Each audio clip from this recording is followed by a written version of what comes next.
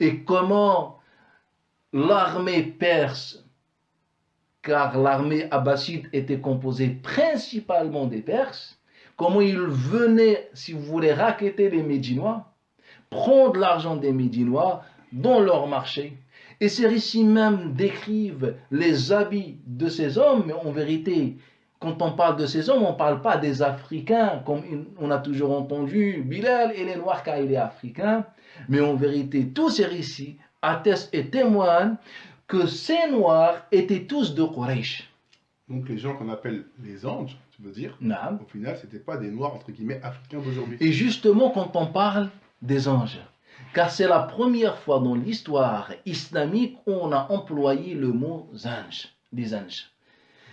Autrefois, on disait ce que les Arabes disaient, on disait noir, aswad, adlam, etc. Mais la première fois dans l'histoire, selon les textes islamiques, on va utiliser le mot azanj, les anges, c'était à l'arrivée du régime de Bani Abbas. Mais pourquoi?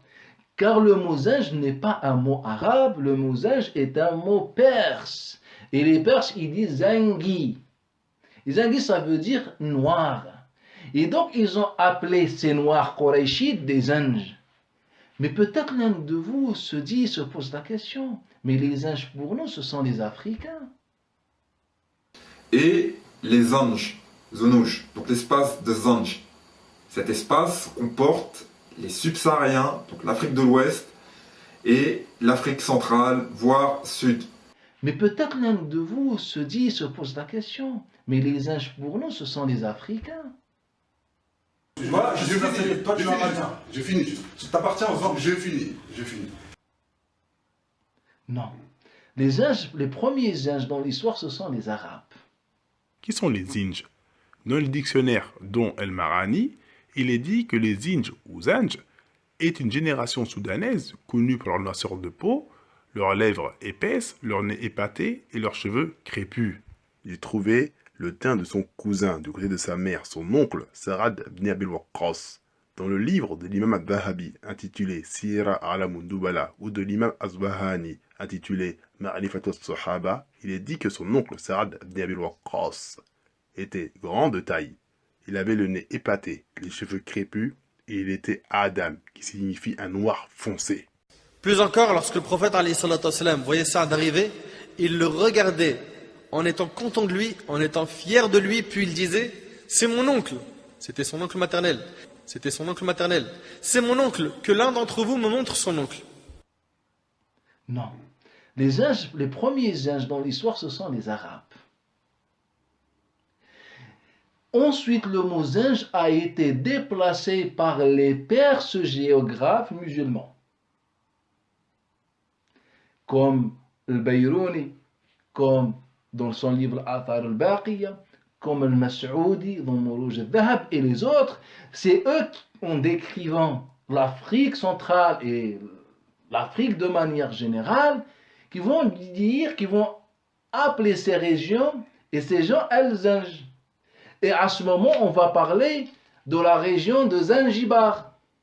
Et on va dire que lorsque l'imam al-Mas'oud, al-Bayrouni et les autres Perses musulmans décrivent cette région, ils vont dire les Zanjibar, c'est-à-dire les côtes noires, pour parler des endroits les plus lointains en Afrique. Et les endroits les plus lointains en Afrique étaient, pour eux, la Tanzanie. Pour eux, l'Afrique s'arrêtait à la Tanzanie. Bien sûr, c'est normal. On n'avait pas peut-être les moyens de voyager, etc. Donc, eux, ils utilisaient souvent le mot lointain. Les lointains, ils disaient, dans les fins fonds de la terre Zanjibar. Ils parlaient de Zanjibar, Mayotte, et les Comores, la Somalie. Pour eux, toute cette région s'appelait Zanjibar, c'est-à-dire les côtes noires. Comme autrefois, avant la naissance de ce qu'on appelle la mer d'Arabie, qu'on a évoqué d'ailleurs la fois passée, dans l'histoire islamique, bien avant, ou bien dans l'histoire arabe, bien avant l'islam, quand on parlait du commerce et les trois chemins connus ou les routes de commerce, il y a la route qui prenait la mer et les deux routes terrestre, la route qui prenait la mer, on disait la route de la mer des anges. Avant que les Arabes ou les islamistes ou les musulmans l'appellent la mer d'Arabie. Autrefois, ça s'appelait la mer des anges. Et donc, vous voyez que le mot ange a été déplacé par les géographes et les historiens musulmans beaucoup plus tard dans l'histoire islamique. Et qu'autrefois, au premier temps, les anges étaient les Arabes de Quraysh ou les Arabes tout court. C'est-à-dire, quand on parle du pur sang arabe, il s'appelle Zanj, et c'est ainsi que les Perses ont appelé les Arabes. Et ça, c'est encore une preuve qu'on n'entend pas parler, qui atteste que les Arabes étaient noirs. On revient